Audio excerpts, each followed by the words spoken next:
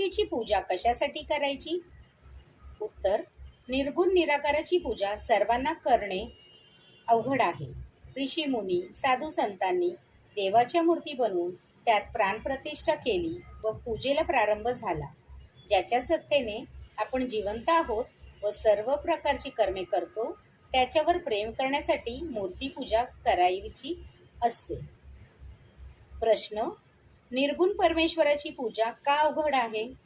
उत्तर, हृदयातील निस्वार्थ प्रेम प्रकट करणे व ईश्वर सर्वत्र आहे याची सतत जाणीव ठेवणे अवघड आहे.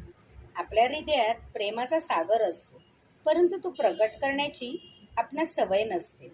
नुसते व्यवहाराने जगण्याची सवय असते, म्हणून निर्गुण पूजा अवघड आहे. प्रश्न, आजकाल काही घरात देव्हारा नसतो, तर मग पूजा कशी होणार? उत्तर, घरात देव्हारा नसेल